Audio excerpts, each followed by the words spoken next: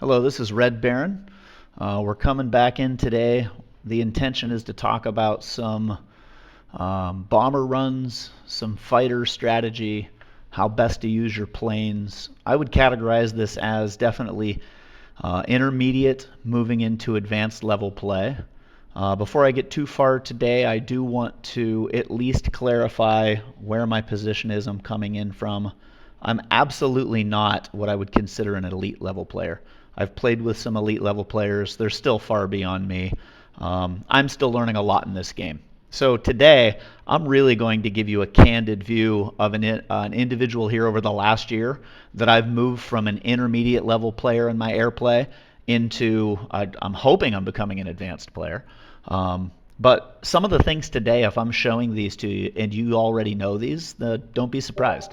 The reality is I didn't know a lot of this a year ago. And the first recommendation that I have for anybody looking at airplay, you need to get into a big map. Because in a big map, you have time, you have circumstances, you can get large volumes of bombers and fighters. And until you start having that opportunity, you won't be able to develop the play. So I don't consider a couple planes even worthwhile discussing what to do with them because you don't have enough to really start doing higher level technique. Illustrated point, if you only had 6 artillery, there's no sense in talking about flowering them. Today, we're going to focus on how to get your aerial game from an intermediate level. Maybe you have 1 stack of fighters and bombers, but you're really not adept and familiar with how best to use them in what circumstances. And then I'm going to give you some of the tips that I picked up along the way from players such as Smokey and or Sipex. 2 players that I'm really in awe of. Amazing abilities. I can't speak highly enough of those two guys.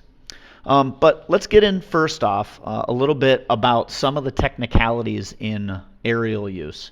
So first I want to display what should be referred to as the patrolling cone. So when fighters and bombers leave the base, they generate an area that they are able to patrol in openly. That's an active area that they can stay out there literally indefinitely. So I could take this stack of fighters and bombers, I can put them on patrol in that cone, and not only can I send them out and let them dwell there, but I can move them anywhere within that patrol cone, and there is no detriment. If you notice, it does not have to return to the airbase. But when I move outside the patrol cone, they have to relocate. That's an important thing to understand because what's happening here is you're setting up a zone of coverage. So I learned this earlier this year. I was in a community map with Sipex, and he specifically explained when you want your fighters to leave your base. So I'm going to come back in. I've queued a number of things up here today. I'm going to split these off, and we're going to pick a patrol. Sorry, I'm going to split these. We're going to split 2 of them, and we're going to patrol. Now, if you notice, what I'm getting is the targeting vector that this patrol cone is going to be based on. I could patrol directly over the city. I could patrol directly over this. The mistake I was making, I was picking and patrolling here or here. And very quickly, he picked up on, you're not, actually, it might have been Scaredy Cat. It might have been Scaredy Cat that was explaining this to me, not Sipex. His comment was, don't patrol short. First, patrol long. And when you pick patrol long, you can pick, I want to patrol towards the city, and then you can see your center line vector. And that center line vector is going to help you describe the cone. So I'm going to demonstrate this cone first specifically. But I'm going to do it short like I was. I want to patrol, and I want to get maybe just this edge of this city. Okay? And so I was picking let's patrol right there. Okay? And then I'd let my fighters go out for patrol. Well, the moment that I see this patrol cone, I can then assess, well, I may never be able to take these fighters. Come on, pick them. And I might not be able to get over to the edge of the city where I want to. Or more likely out here, I may be missing a city that might be dwelling here, and I can't get out of my patrol cone. So I'm going to leave that patrol cone go. We're going to let that go for a little bit.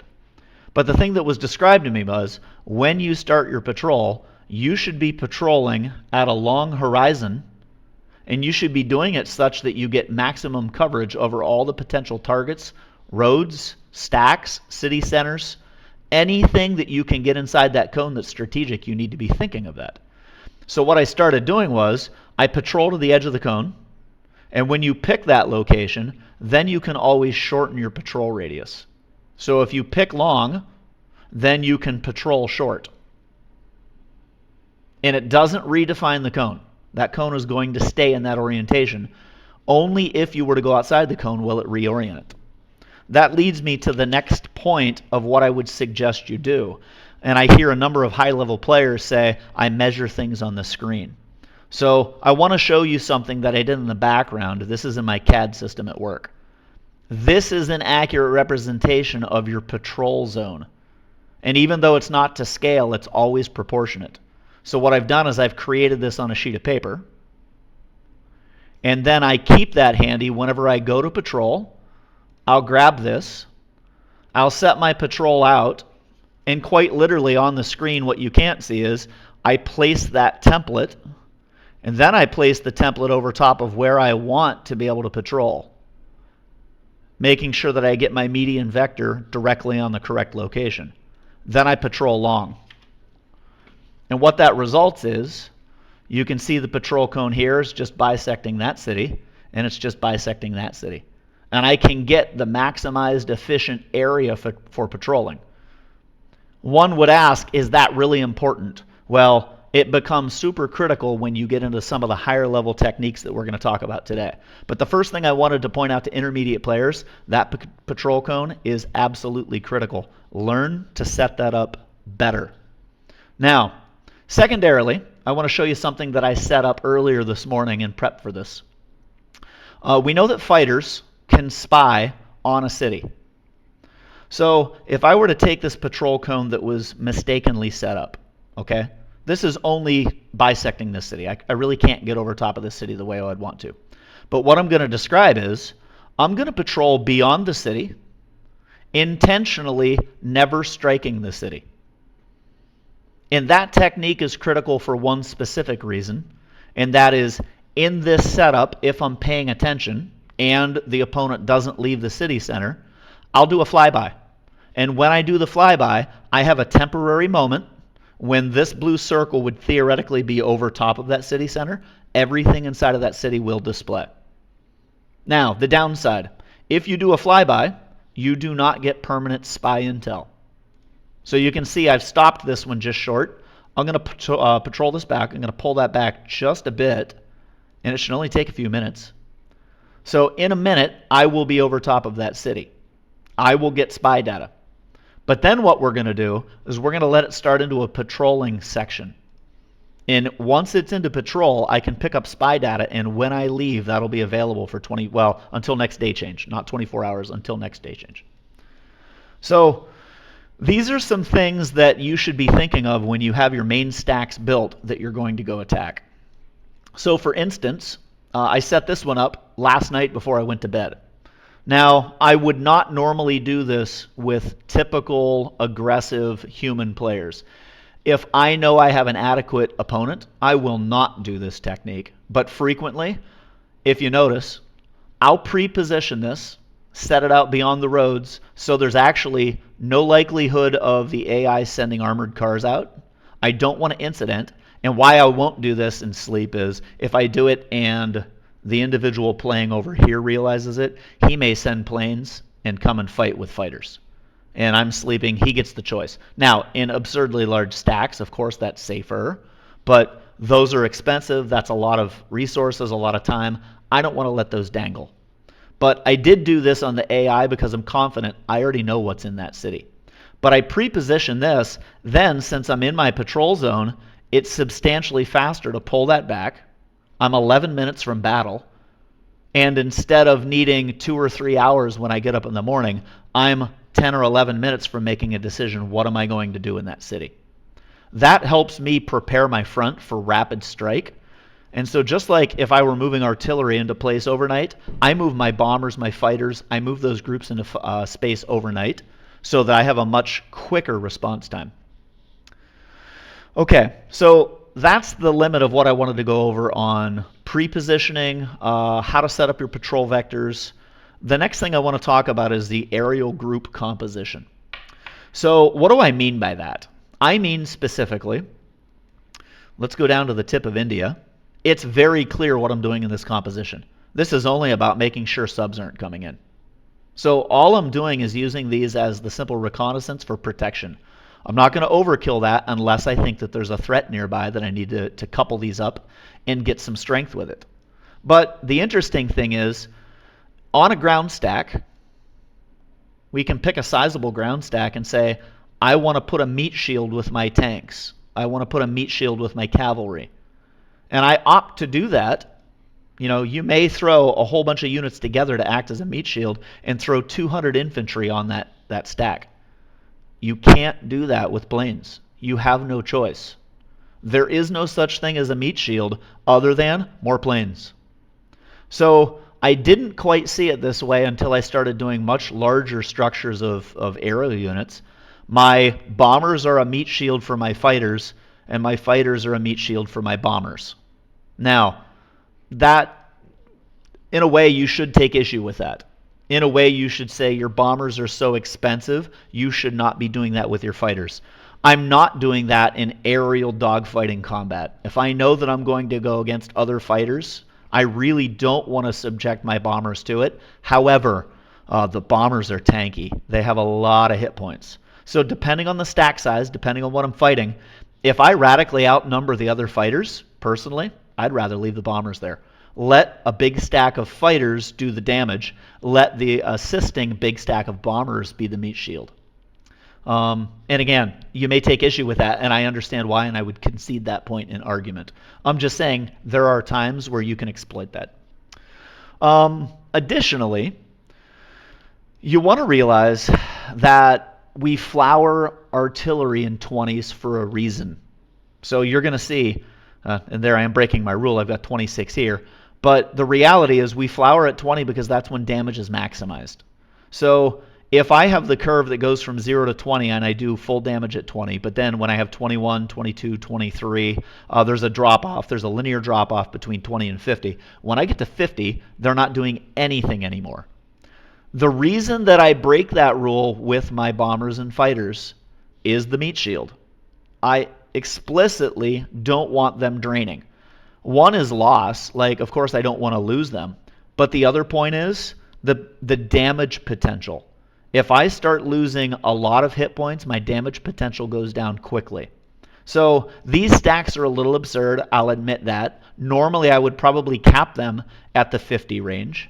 I've been doing this just so that I can be a little more brain dead with the AI, and this AI was running out massive stacks of AC. So these are overbuilt. I'm conceding that. But I want to encourage you, you have to learn to start building your stacks a little larger to be able to do very high-end bombing runs. It pays off. It pays dividends. And it builds massive kill-death ratios. The other reason that I prefer the big stack is those unintended battles. If I stumble into something, so yesterday the AI ran over into this, and you can see a little bit of the artillery resultant, but I think it ran out 24 AC. And actually, I was really happy I had more bombers nearby. That was where these fighters got the damage that they did. Because unintended, here's the other stack that I brought in. They played mop-up. So once I was able to get a hold of that stack, I did good damage. But I had too small of a stack of planes, and the ACs were doing some pretty good damage. I saw that damage trail off then in this stack. So now, let's talk about methods of damage with these. We're going to check back in on these patrolling. Okay, so here, this fighter has now incidented and it finds out it has 1 AC, 7 troops. Notice there's 9 minutes. It has not engaged in battle yet. It has not actually taken a shot. So I want to patrol this back. I want to see what happens because I believe we're going to get spy intel even though I haven't engaged in battle. I think because it started the patrolling function, I still gain that data. Now, this is another thing that used to be a little bit mysterious to me, and it's very, very simple once you see how it functions. It's not that big of a deal. It's patrolling damage versus a straight bombing run damage. You're going to notice every one of my bombers right now, I have out focused on a patrolling function. I have pretty much stopped a straight bombing run with a couple rare exceptions, and I'll describe what those are. But let's talk about how patrolling works. In a patrolling function, the bomber goes out, it sets up in the patrol cone, it's within that vector, and it begins its circling formation. And when it's in its circling formation, it drops into the formation, then you start your first timer, your first click, if you will. That on a 1x map is 15 minutes. So your standard 1 hour battle is broken into 4 segments. Your bomber, right now, let's use this for easy math and call it's 1,000 damage. In patrol mode, it will do 250 damage per click, and you will still get 4 clicks per hour. So early on, I didn't understand, and it really is that simple. Every 15 minutes you do damage.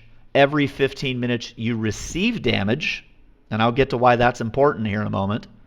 And then it can continue continuously. It never stops. Now, why do I focus on I get 25% received damage? Recently, I had a pretty good sized battle, and it was versus another player, and he had just enough AC and balloons in the stack that theoretically I ran the risk of losing a fighter on that patrol click. The interesting thing is, due to the fact that I was engaging in a patrol, my damage is 25%, his damage is 25%, but his 25% damage was never enough to kill a fighter. He couldn't kill one in that 25% defensive response.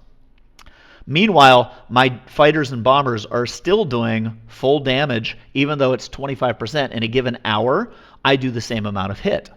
Well, every 15 minutes, he had some siphoned off, siphoned off, siphoned off. He was losing troops every click. I never lost a single one.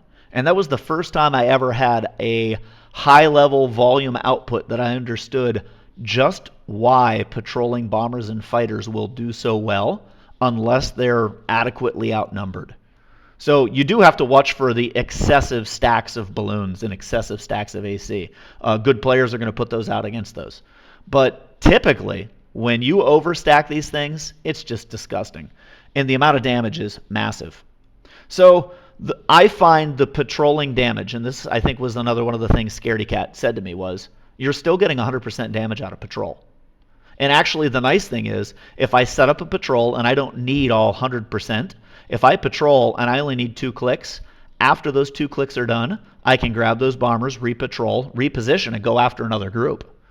So that's all the more reason why picking your patrol cone is huge. If you pick your patrol cone wisely, you can... Okay, so this answers the question. I never engaged in battle, so I have not gotten the spy data. Now I'm going to move it back in, and I'm going to actually let it do 1 click. I may actually lose something here. I doubt that, but we're going to let that do 1 round of battle. And I'm not going to have the video long enough for you to get that data, but I want the information. I always want to learn. So back to the patrolling damage. Scaredy Cat's point was set the cone up, maximize your cone for every available possible patrol that you can gain inside that cone. Then use patrol inside that cone exhaustively. Use it as much as you reasonably can. And when you're done, then you can reposition your cone at any point in time. Keep in patrol as long as you can. Because then there is one other mode. And the other mode is single hit mode. Now, single hit mode is nice for one specific reason. You get the full 1,036 damage in this case. That's a fabulous hit. But every time I hit it, I have to fly all the way back to the base. And I did wonder this at one point in time. Can I take a patrolling group, do my patrol, and say, okay, I have hit once in patrol, I get my first click in. Can I then at any point in time from patrol immediately go to single hit damage? And now this is going to take 15 minutes beyond, so I won't have time to do it here. The answer is yes.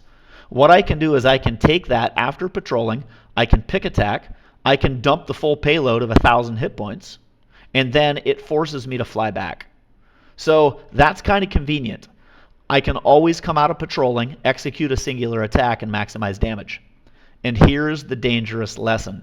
When you do that, you can't kick out of return mode. Return mode will automatically be from where you drop the payload back to the airstrip, and then you have refueling. Coming out of patrolling, if I so choose,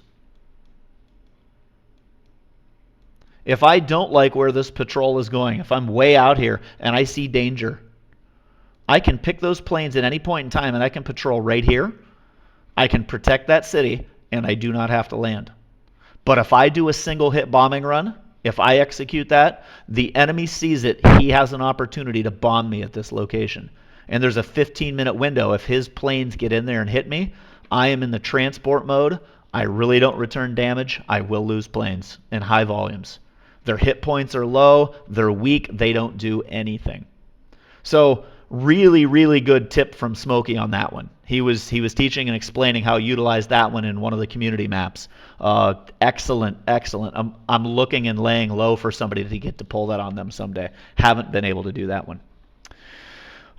So we've talked about patrol damage. We've talked about single hit damage. Interestingly enough, you can flower your planes. I haven't found a whole lot of purpose in the scenarios that I've been in, but again, I've been working on my air game for about 6 to 9 months now. So I would say this would be a method in a moment. If you so choose to flower them, you can opt to say, well, I know I need to finish the city fast. So I could split these. Let's break it directly up the middle into 2 groups. And I could opt to do this and patrol them basically right in the same location.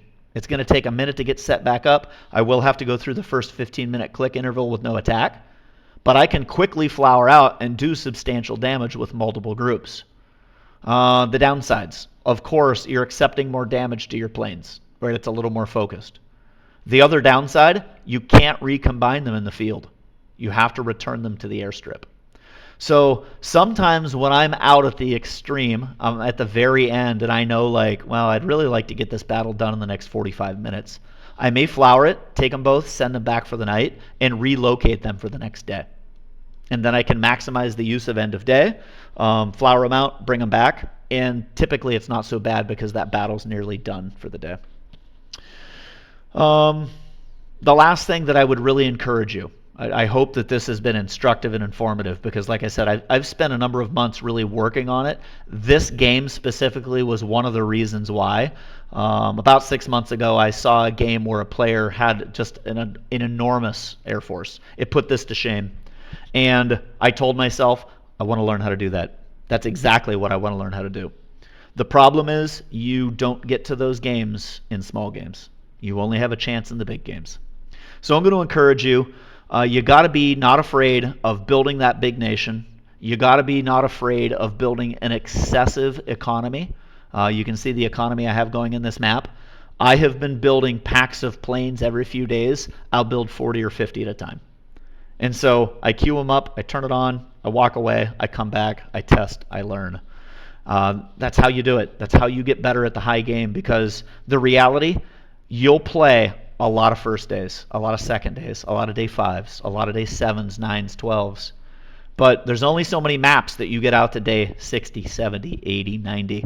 And when you get to those, if you've never experienced large battle, you're not going to be ready for it. Hope you enjoyed it. I hope it was informative. I hope you learned a trick or two. I hope that you give me a comment and teach me something coming out of this. So that's all for now. Thanks for watching and listening. Drop me a line. Hopefully you liked it. This is Red Baron signing off. Bye.